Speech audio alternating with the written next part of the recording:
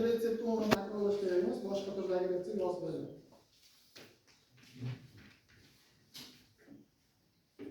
Hop. Retseptda beriladigan ibora. Ya'ni asosan bu retseptning asosiy qismida yoki 4-qismida ham retseptni qanaqa shaklda berilishi haqida yozilgan. Unda daim kapsula holida ber, daim ampula holida ber, daim skatula, ya'ni shunday yoki daim karta qog'ozchada ber, kabi belgilar qo'yiladi.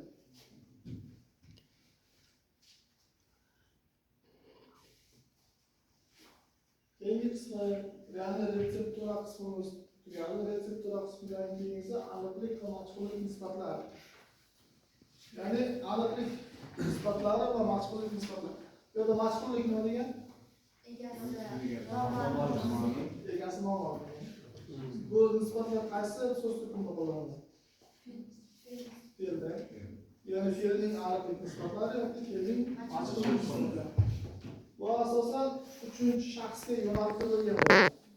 Ya'ni menga yoki sizga emas, bu yerda yo'q kishiga uga yo'naltirilgan bo'ladi. Ya'ni bunda asosan birlik sonini hosil qilish uchun fe'l negiziga qo'shimchasini qo'shiladi. Masalan, dariya fe'lini olaylik. Dariya fe'li. Negizi qaysi edi? Da. Ya'ni negiz qismi da. O birlik sonini hosil qilish uchun qanday yoziladi? Da.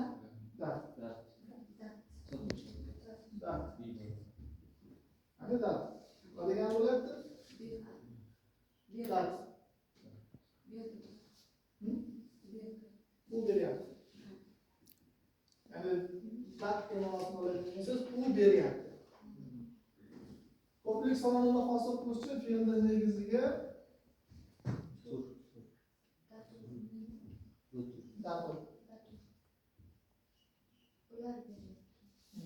datur bo'ladigan bo'lsa, ular beryapti. Ya'ni birlik sonida dat, u beryapti. Ko'plik sonida esa ular beryapti. O majhurlik nisbati, u aniqlik nisbatini hosil qilishda, ya'ni u